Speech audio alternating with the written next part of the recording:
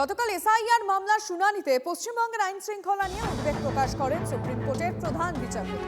আইন শৃঙ্খলা পরিস্থিতি নিয়ন্ত্রণে না এলে ডিজিকে চরম পরিণতির মুখোমুখি হতে হবে হুঁশিয়ারি প্রধান বিচারপতি।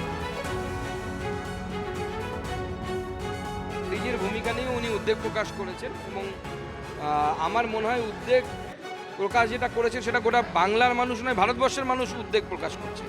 কিন্তু বিষয় হচ্ছে উদ্বেগের সাথে সাথে ডাইরেকশনও দরকার, উদ্যোগও দরকার। আমরা চাইবো যে apex court of this country will direct the DG police and the machinery of the state of West Bengal. DG বা আইজি যারা যারা আছে পশ্চিমবঙ্গের পুলিশ অফিসারদের মাথারা সব তৃণমূল পার্টির কৃতদাস। ডিজির বাবার ক্ষমতা আছে মমতা ব্যানার্জির কথাকে অবজ্ঞা করে কিছু করে এই ডিজিকে সঙ্গে নিয়ে যাচ্ছে আই প্যাকেট হামলার সঙ্গে মোকাবেলা করতে। ডিজি তো পাঁচটা বৃত্ত।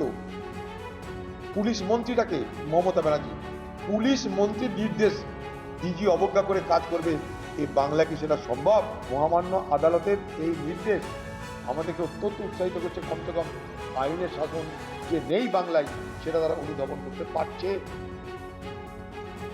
ভোটের সময় কেন্দ্রীয় বাহিনীর সঙ্গে হাত মিলিয়ে একযোগে কাজ করবে রাজ্য পুলিশ, বার্তা রাজ্য পুলিশের ডিজি।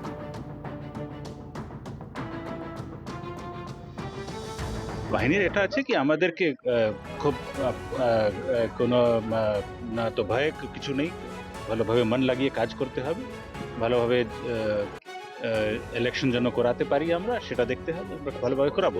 অ্যাবসলিউটলি আমরা সবাই একসঙ্গে কাজ করবো, এটা আমাদের সবাইদের কাজ।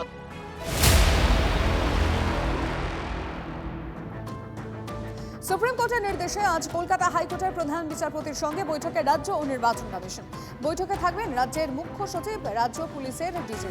কোন কোন বিষয়গুলো ঠিক হবে আজকের এই বৈঠকে শ্রাবন্তী সাহা জানাবেন। শ্রাবন্তী,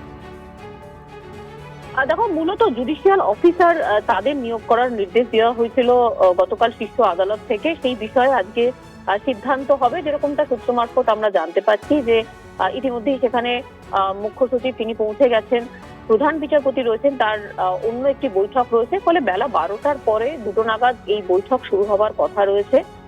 এখানে জেলার যে ডিস্ট্রিক্ট জাজ রয়েছেন, সাব জুডিশিয়াল অফিসার্সরা রয়েছেন, তাদেরকে নিয়ে মূলত একটি কমিটি তৈরি করার কথা রয়েছে। তারা কত সংখ্যায় হবেন সেই বিষয়ে সিদ্ধান্ত নেবেন। সিও মনোজ আগরওয়াল রয়েছেন। মূলত জানানো হবে যে মাইক্রো অবজারভার এবং ইয়ারও তাদের যে মতেও পার্থক্য রয়েছে যে ভোটারদের বিষয়ে, তাদের যে ভবিষ্যৎ সেটাই এই জুডিশিয়াল অফিসাররা নির্ধারণ করবে। ধন্যবাদ।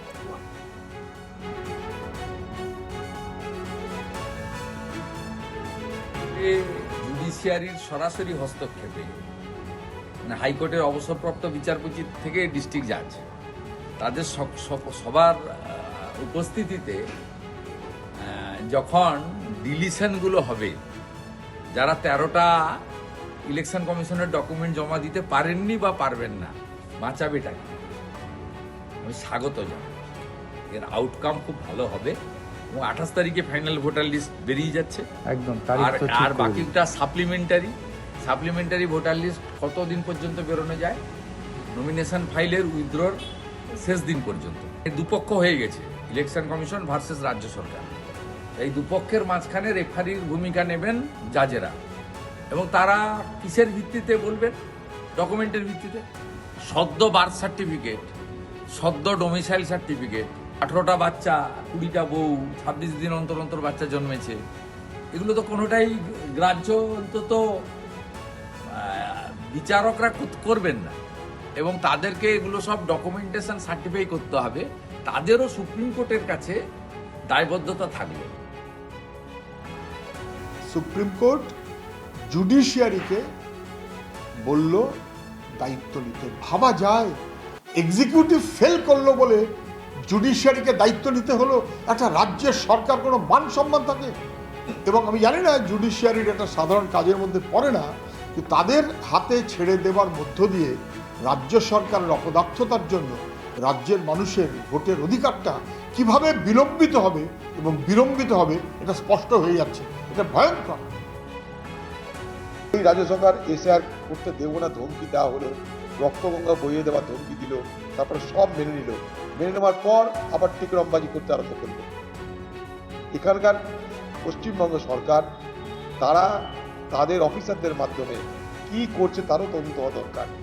এআরও, বিডিও, ডিও সব তাদের অফিসার। তারা কার নির্দেশে এই জটিল বিষয়টাকে আরো জটিলতর এবং জটিলতম করছে, এটা কিন্তু আমাদের জানা দরকার। এর আগের বিভাজন হয়েছিল এনআরসির নামে, এবারের বিভাজন এসআইআর এর নামে।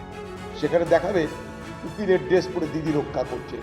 এবারে নির্বাচনে দিদির প্রতীক চিহ্ন যাই থাক, উকিলের ড্রেস থাকবেই থাকবে। সতর্ক করে বলতে হচ্ছে যে পশ্চিমবঙ্গের বিচার ব্যবস্থাকে ইনভলভ করা, এটা একটা রাজ্যের জন্য লজ্জার।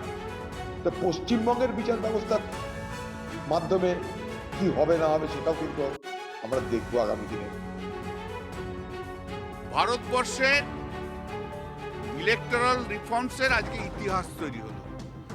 এই যে চিফ ইলেকশন কমিশনার ভাবতো তিনিই সব, তিনি ছাড়া কিছু হবে না, আজকে তা শেষ। যে ইতিহাসটা তৈরি হলো যে এতদিন ধরে বিআরওরা ডিসিশন নেওয়ার পরেও রোল অবজারভাররা, যেগুলো দিদি রোল অবজারভার বা স্পেশাল অবজারভার, তারা পার্ক করে রেখে দিয়েছে এবং তারা সন্দেহ হেন তেন করে এই প্রায় 7.5 লক্ষ লোকের নাম বাদ দেওয়ার চেষ্টা করেছিল। আজকে সুপ্রিম কোর্ট বলল chief justice of Calcutta high court তিনি জুডিশিয়াল অফিসার্স অ্যাপয়েন্ট করবেন ইন দি লেভেল অফ, মানে লেভেলটা হচ্ছে ডিস্ট্রিক্ট জাজ এবং অ্যাডিশনাল ডিস্ট্রিক্ট জাজের লেভেলে, এবং এক্স জুডিশিয়াল অফিসারদেরও অ্যাপয়েন্টমেন্ট করতে পারেন। তারা ডিসাইড করে নেবে যে এই ক্লেমগুলো কারেক্ট কি নট কারেক্ট। অতএব final decision will be taken by the judicial officers, যাদেরকে আজকে সুপ্রিম কোর্টের অর্ডারের মধ্যে দিয়ে দিল।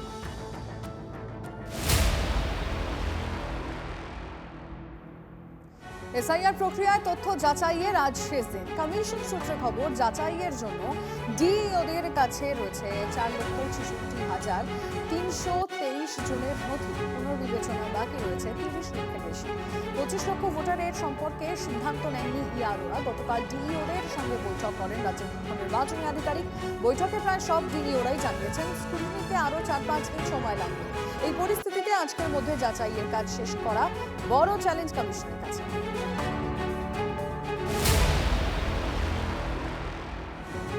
28 ফেব্রুয়ারি ভোটার তালিকা প্রকাশ। মুখ্য নির্বাচন কমিশনারকে জানিয়েছেন রাজ্যের সিইও। অমীমাংসিতদের জন্য পরে অতিরিক্ত তালিকা প্রকাশ। বাংলায় এসআইআর এর 95% কাজ শেষ। সেই তালিকা 28 তারিখ বেরোবে। অবশিষ্ট নামের তালিকা সাপ্লিমেন্টারি হিসেবে পরে বের করা হবে। গতকাল সুপ্রিম কোর্টে এসআইআর মামলার শুনানিতে জানায় কমিশন, 1,20,00,000 তথ্য অসঙ্গতি নিয়ে এখনো জারি জট।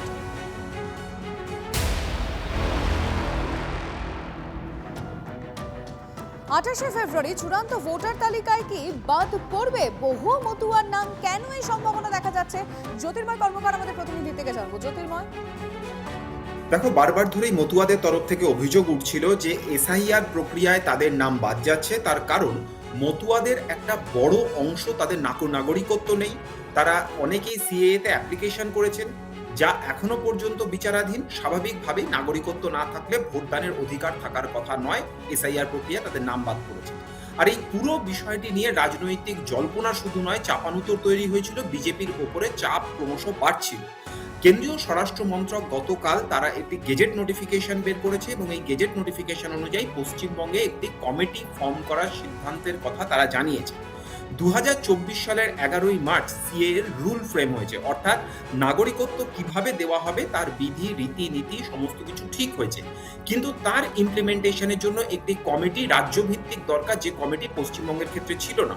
পশ্চিমবঙ্গে সেন্সাস অপারেশনের যিনি ডিরেক্টর জেনারেল, তার দায়িত্বে বা তার নেতৃত্বে একটি কমিটি গঠন করা হয়েছে, যেখানে আইবির তরফ থেকে ডিরেক্টর পদমর্যাদার একজন অফিসার এবং তার পাশাপাশি এফআরআরও অর্থাৎ ফরেন রিজিওনাল রেজিস্ট্রেশন অফিস, সেখান থেকে আধিকারিক, পোস্টাল ডিপার্টমেন্টের আধিকারিক এবং অন্যান্য একাধিক আধিকারিকদের নিয়ে একটি কমিটি গঠন হয়েছে। এই কমিটি যখন বৈঠকে বসবে তখন পশ্চিমবঙ্গ সরকারের স্বরাষ্ট্র দপ্তরের প্রিন্সিপাল সেক্রেটারিকে ডাকতে হবে এবং যে আবেদনগুলি জমা পড়বে তার ডিস্ট্রিক্ট অ্যাডমিনিস্ট্রেশনের সঙ্গে প্রতি মুহূর্তে যোগাযোগ করে খতিয়ে দেখা হবে এবং কে নাগরিকত্ব পাবেন এবং কার নাগরিকত্বের আবেদন খারিজ করা হবে সে বিষয়ে চূড়ান্ত সিদ্ধান্ত নেবে এই কমিটি। স্বাভাবিকভাবেই মতুয়াদের নাগরিকত্ব পাওয়া নিয়ে এতদিন পর্যন্ত যে জলঘোলা বা অনিশ্চয়তা হচ্ছিল, অবশেষে তার অবসান হলো এই বুঝতে পারলাম। বিজেপি। অনেক ধন্যবাদ জ্যোতির্ময়।